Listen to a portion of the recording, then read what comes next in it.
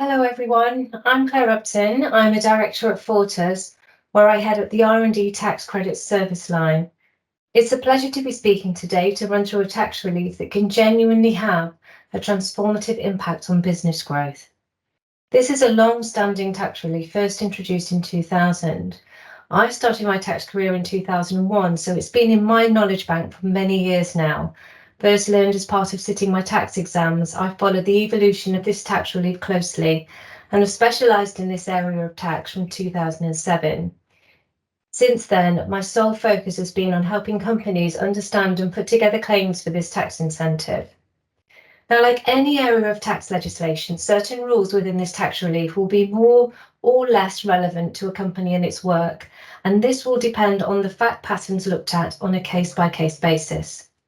Today, therefore, I'm going to deliver an overview of this tax relief that will help you either start to consider its relevance to your business or refresh your understanding if you already claim this relief, and also whether when you might wish to seek further input from an advisor.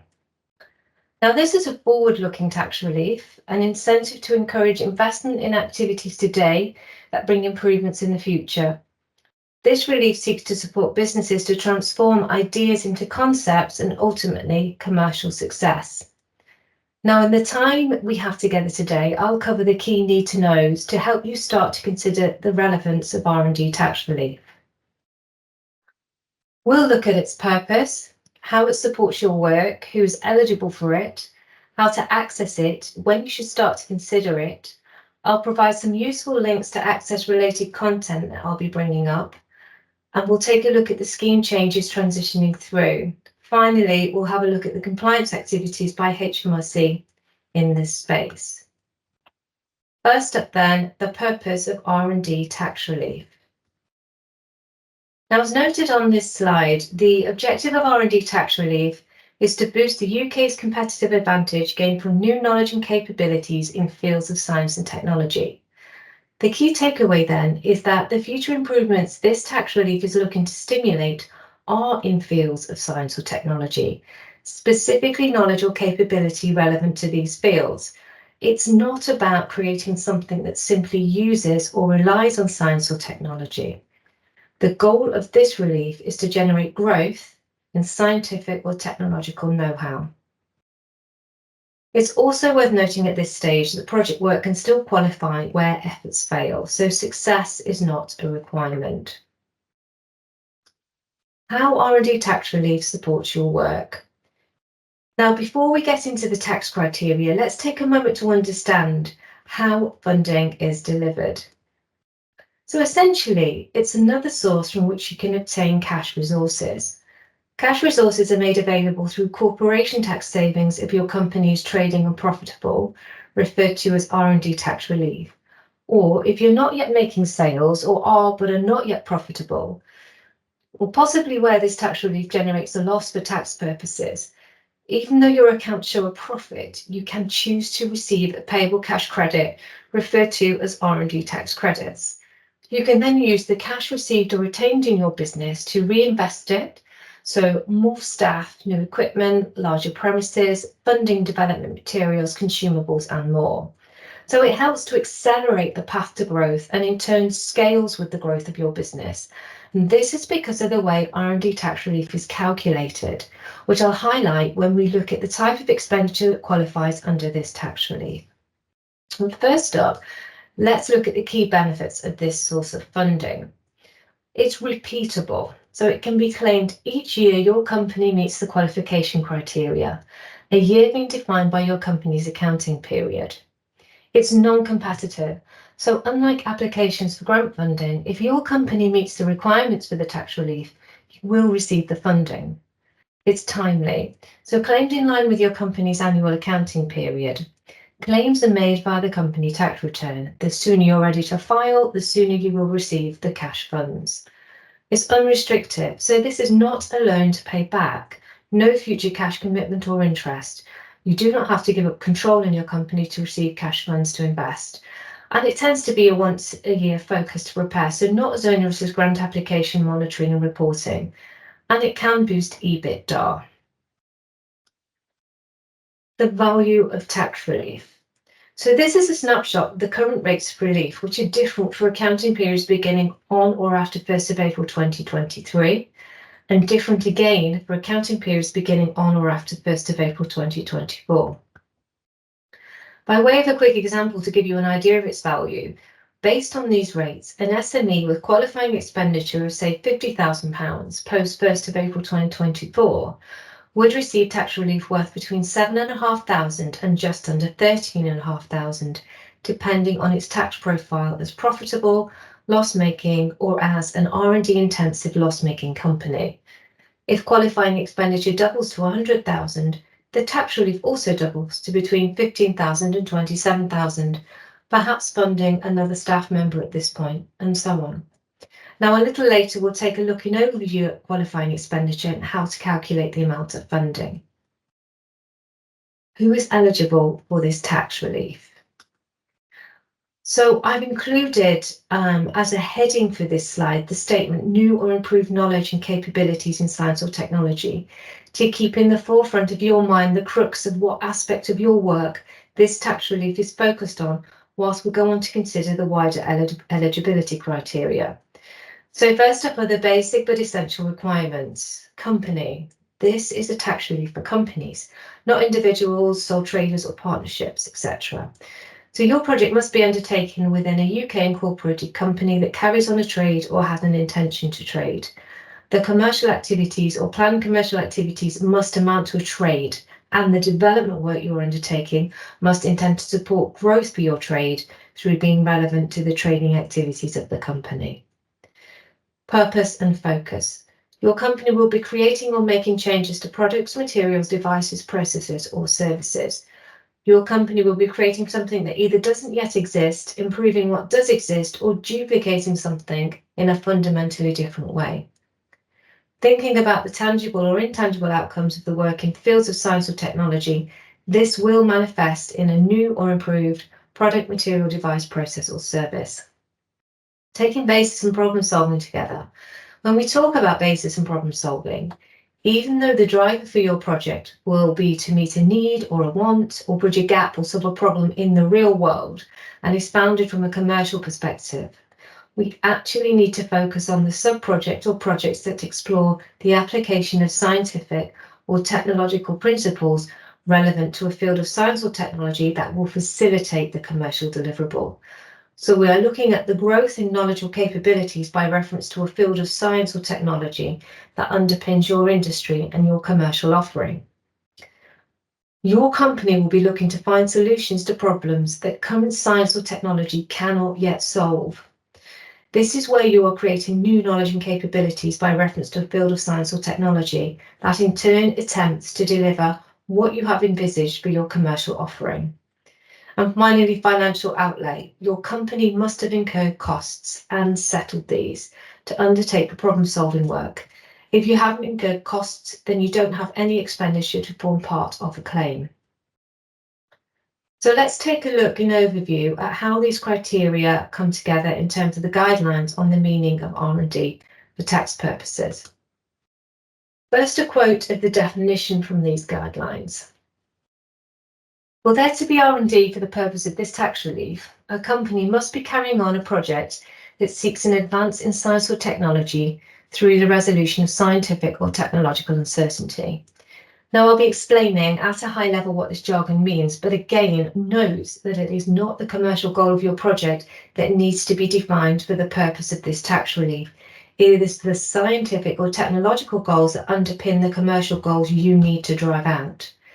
And so there are what I call the three pillars of eligibility: a project, a science or technology-based advance, and the presence of scientific or technological uncertainty. Now, making an assessment as to whether the work you are doing qualifies for research and development tax relief is not some kind of dark art. It just feels like this to start with because it's unfamiliar with you. So taking the first step, establishing the existence and scope of projects. If you do not have a project, the work cannot qualify. The definition of a project for R&D tax relief is based on the definition from the Oxford Dictionary, a planned piece of work that is designed to find information out about something, to produce something new, or to improve something. scientific or technological uncertainty. Now, I like to consider this aspect before advance, because if you do not have uncertainty, then you cannot be making an advance.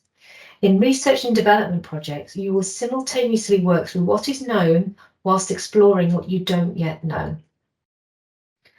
Uncertainty means it's not known if something is possible to achieve or how to turn a theory into a viable, repeatable, reliable solution in practice. The reason something is uncertain might be because there are known limitations of science or technology capabilities for your use case, or it's been attempted but others have failed and there is no solution found as yet. Or solutions offered in the market do not work in practice for your specific performance or behaviour targets, so you need to find an alternative way to achieve something. Now, these examples are not an exhaustive list. Whether scientific or technological uncertainty is present for your project will be established based on your feasibility proof of concept work and what this has informed you about the baseline in the relevant field of science or technology and gaps you have identified that you intend to attempt to close based on your findings. Scientific or technological uncertainty should not be confused with work that is difficult or complex, but is feasible based on established methods or principles. This means that problems that can be relatively easily resolved through peer-to-peer discussions without any experimental cycles of development work are not scientifically or technologically uncertain. So work to tackle the scientific or technological uncertainties in pursuit of an advance is ultimately what forms the basis of your R&D claim. The key takeaway at this point is, without scientific or technological uncertainty, it doesn't matter how innovative the advance is, the work cannot qualify. It's not enough simply to seek an advance. If it's easy to do or work out within baseline knowledge and capabilities, then the project cannot qualify. So what is an advance in science or technology? Defining an advance almost always starts with looking at the tangible or intangible outcomes sought, focusing on the point of difference you are seeking to deliver via a new or improved product, process, material, device, or service. However, you must then look to the underlying field or subfield of science or technology that will facilitate the new tangible or intangible outcomes, considering and benchmarking how your development work creates new knowledge and capabilities relative to that field. It is important not to interpret the science or technology field as an industry. This is not about advancing knowledge or capabilities for an industry. It is always about the underlying fields of science or technology and advance relative to these. In essence, then, identifying an advance requires you to establish those projects that are seeking to move knowledge and capabilities beyond the baseline already achieved in a field of science or technology. It's the scientific or technological inputs and outputs that count, but the commercial points of difference do not. Commercial points of difference are what set in motion a project that may then require a separate project or number of projects to develop science or technology to achieve them. Care is therefore needed to distinguish between the two when identifying development projects for this tax relief. A key hallmark of the goal to advance science or technology being present is you'll likely have identified gaps in know-how for the underlying science or technology that are standing in the way of you achieving your commercial goal. So how do you calculate the amount of funding? Now, there's a definitive list of qualifying expenditure categories, and ultimately, how much of these can be linked to the problem-solving work, the technological uncertainties, is what generates the value of the R&D tax relief available. And this is worked out on an accounting period by accounting period basis. Two things to bring out here. The first is that definitive list of qualifying expenditure categories. So these are staffing costs, which is in-house employees that work on your project, software, being annual software licenses used to support the development work, which now include cloud computing and data licenses, with a few rules and exclusions around this. Consumables, so items that are used or transformed as part of the project, heavier for process engineering type projects such as chemistry, formulations, manufacturing, etc., than say software that doesn't typically use up material resources. External workers, so typically a third party that works via an agency or via their own personal service company or via both in a chain under the direction and supervision of your own staff. And subcontracted activities. Now these can be R&D contracted out altogether, or activities that are not R&D in their own right but contribute to your R&D project problem solving. An example would be third-party testing at a stage during investigation work, so not confirmatory or validation testing. The second part to this is these costs need to be incurred in a qualifying phase of R&D. So care is needed here because there is likely a wider commercial project that will not qualify as R&D in its entirety. This is something referred to as the boundaries of R&D. So let's take a look at this diagram, which is provided as a typical generic R&D life cycle to help distinguish the phases that qualify for inclusion in an R&D claim and those that do not. So the qualifying phases of work are in the middle. The key point being these phases are taking place whilst there is scientific or technological uncertainty in relation to those science or technology goals you are working towards. In other words, the problem-solving work where there is scientific or technological uncertainty present. The guidelines say that qualifying R&D commences at the point scientific or technological uncertainty is identified and ends at the point these have been resolved sufficiently for a project to have met its development criteria. If you look to the left of the diagram, there's a whole host of work that won't qualify around market research, defining the commercial concept, setting business requirements and discovery assessments in terms of what can be done using what is currently available, whether this is a product or knowledge in the public domain that is readily accessible. Now, to the right of the diagram, once a product, process, material, device or service goal has been met, R&D ends.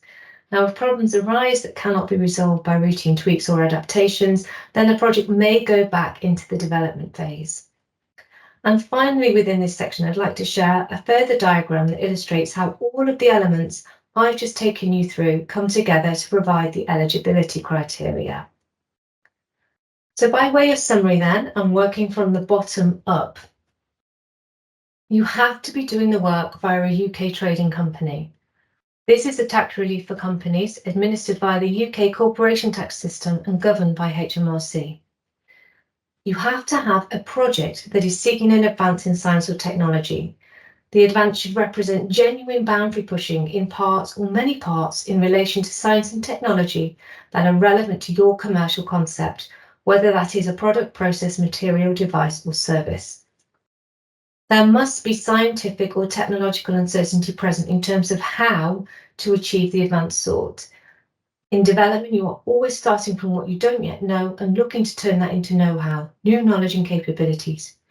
You will start from a baseline know-how, know what that is, and be ready to explain how you plan to advance and build out from there. The challenges need to be authentic gaps in knowledge and capability, rather than merely complexities that can be resolved by peer-to-peer discussions or gleaned from a Google search or research paper published by others, for example. You will need to be able to explain why your talented scientists, technologists, engineers, etc. do not know how to resolve the problems. Nature and purpose of activities in scope. This will be all of the activities combining to resolve the scientific or technological uncertainties per the phases noted in the previous diagram. It will be all the activities that directly or indirectly contribute to resolving scientific or technological uncertainty, whether or not they are R&D in their own right. It's worth noting that assessing the scientific or technological baseline, how you plan to advance knowledge and capability from there, assessing the presence of scientific or technological uncertainty, and explaining why this is the case must be done by a competent professional to validate the basis for claiming R&D tax relief. A competent professional will be one or more of your in-house team that has relevant credentials in the field of science or technology your project is based in. And finally, you'll have spent money on relevant cost categories and your competent professional will help with methodologies and assessments to link these to the work to resolve the scientific or technological uncertainties. How to access this tax relief. I like to split the work into simple 4-step process. So firstly, identify the projects that meet the requirements of the guidelines on the meaning of R&D. I've touched on the headline requirements taken from these guidelines, and there's a link provided in the useful links section of the slides deck. You'll need to draft narratives to explain how your work aligns in a format a layperson can understand. Secondly, identify where you've spent money against the permissible categories for this tax relief and how you can establish a link between expenditure and the specific project activities that are eligible for relief. Analyse and document this. This means numbers presented plus written methodologies to explain the basis of attribution. Thirdly, keep contemporaneous project notes that inform the direction of your development work in case these are requested. Keep a note of your research to establish there was a gap in scientific technological knowledge and/or capability. This is helpful to assist with narratives mentioned at the first stage. Qualify projects. Collect copies of the invoices for the costs you wish to claim. Be able to evidence these have been paid and settled. Prepare and submit documents to HMRC. This is the first time your company has made a claim. You'll likely need to do a claim notification submission unless you can submit your R&D claim within 6 months of the accounting period end date. For companies that have claimed before, you may be exempt from this requirement and your R&D advisor can check this for you. However, every company now needs to submit an additional information form, a redacted version of a full supporting R&D report. Only once it is done, then file the company tax computation and tax return with the claim in and provide a PDF of the supporting R&D report to attach as part of the electronic filing bundle. But make sure the additional information form is done first. This is a visual of the time frame with the additional filing requirements mentioned around advanced claim notification and additional information form noted in the black section. Provided you comply with the additional forms, then you'll have 2 years from the accounting period end to file your claim.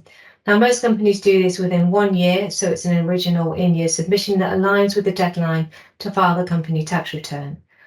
But you have a further year to make an amendment to that tax return to include a claim for R&D tax relief if you haven't made it in your original submission.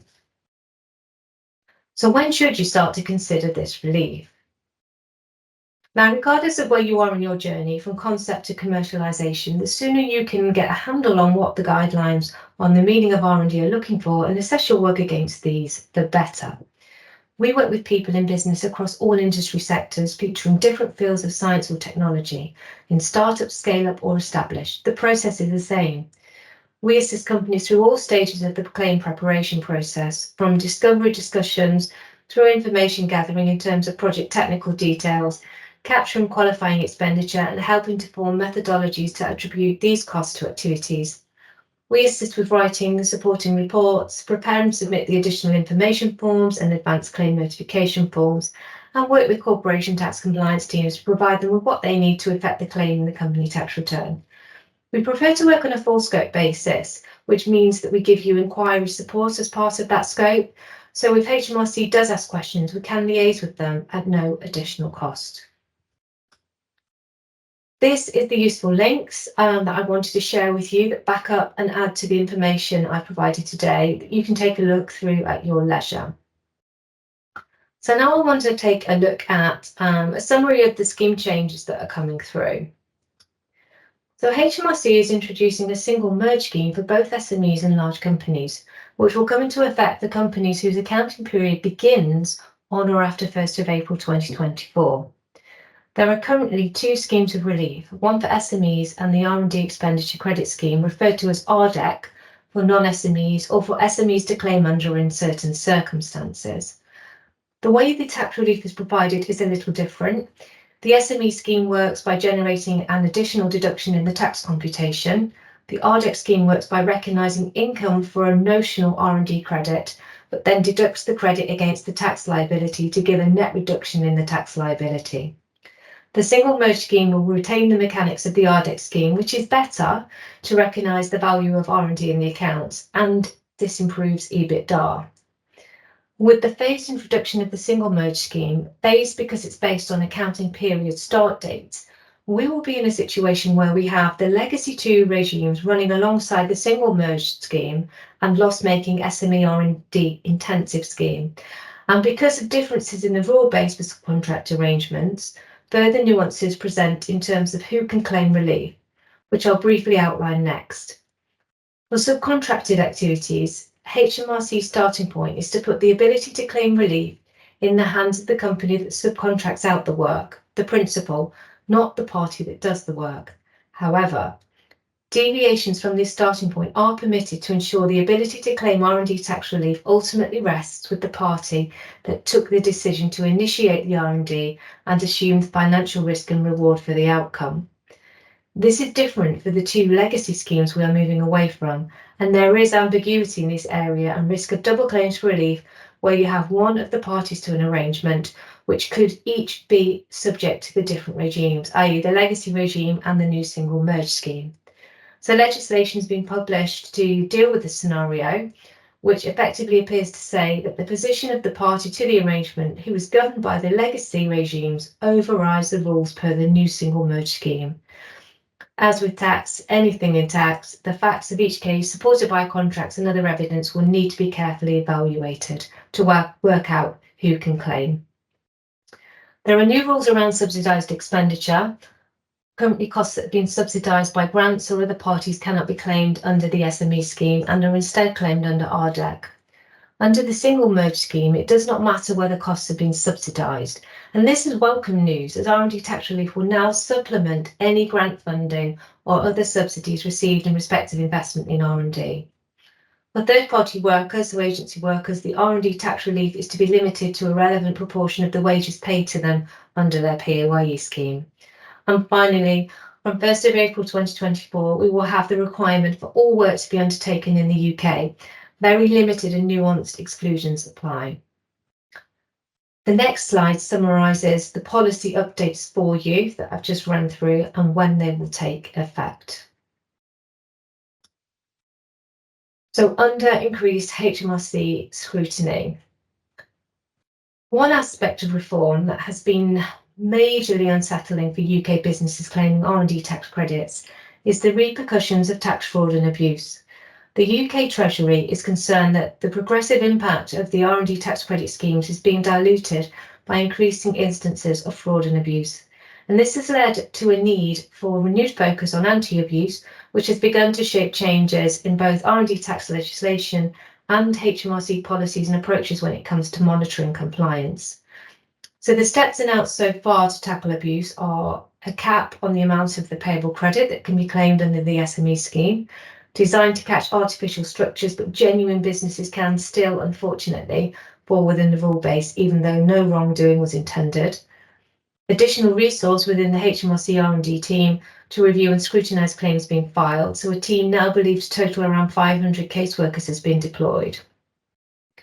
Changes in legislation, as I've just run through, that are trickling through from 1st of April 2023, including formalising the need for details around important aspects of the claim, so covering both the work done and the basis of expenditure collation and calculation, making this a compulsory requirement.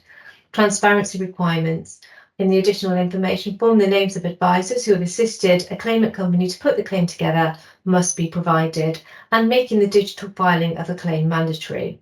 Professional bodies have also responded to this problem, collaborating to produce professional conduct in relation to taxation guidelines for R&D tax credits. So anyone who works for a body regulated by PCRT must be upholding those standards.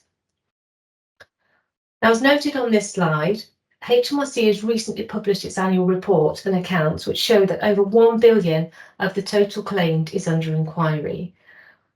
We understand that around 1 in 5 R&D claims are selected for a compliance check now, which is 20%. And this appears likely to continue for the foreseeable future, given the level of errors HMRC have found. Consistent with their approach more generally, HMRC's ask of claimants is increasingly forensic, with claimants required to provide more detailed information and explanation to justify their claims. HMRC are also asking for more technical documentation to justify the eligibility of all projects claimed and far more granular detail of the financial information for costs claimed. So what should our taxpayers be doing in response to HMRC's focus on R&D tax claims? So it will be increasingly important to collect and document evidence of R&D activities in a timely fashion, and that the methodology behind R&D calculations are reviewed to ensure claims are robust and compliant with the additional information form. And this is where your data and processes and systems will come into play in assisting with that.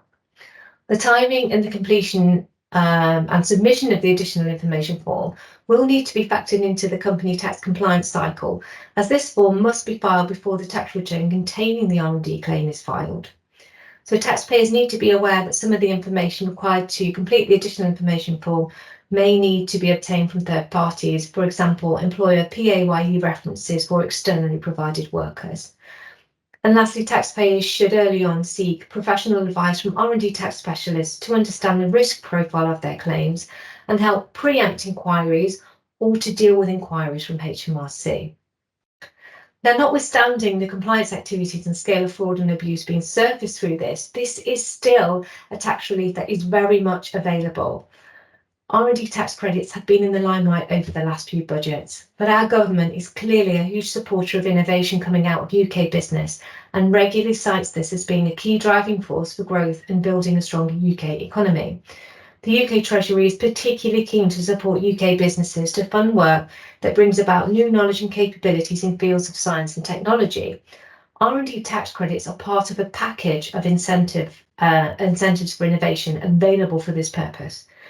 Now, these innovation incentives are intended to make the UK a competitive location for organisations committing resources that seek genuine and significant achievements in scientific and technological capabilities.